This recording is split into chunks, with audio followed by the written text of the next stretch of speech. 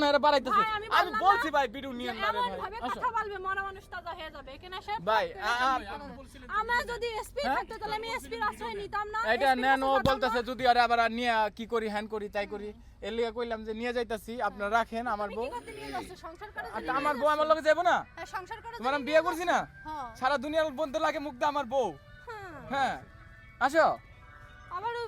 2 minute পর পর কেন আপনি বাবা গায়ে মারবেন কিনা তাকে? তোমার যদি যাওয়ার ইচ্ছা থাকে আমি কেন তোমার যাব আমি ওই তোমার শেষ না কি দেখে বলে আমার তোমার শাশুড়ি যাওয়া আসতেছে আমার ভাই আসতেছে হ্যাঁ আমার মা বাবা আচ্ছা ও বলতেছে আমার সেই থেকে যাবো না আচ্ছা আমি তো ওর এনে সংসার করতে চাই নিতে চাই কিন্তু ও এখন যাবে না রেকর্ড আছে শোনা আচ্ছা শুনেন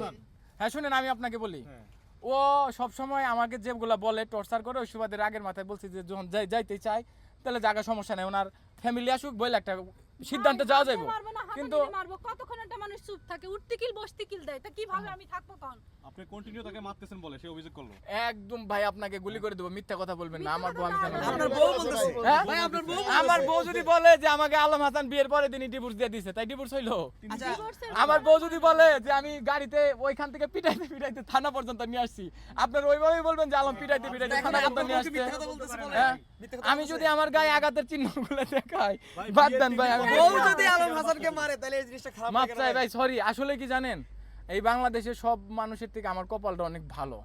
আমি আমার কষ্টের কোনো কথা বলতে চাই না ভাই আমি ভালো আছি আসো আদায় করো একটু দেখি আমি কান্না করবো আমি না, তো আসো। একটা ভিডিও কান্দিনি আমি সত্যি কথা আমি কইছি কান্না করবো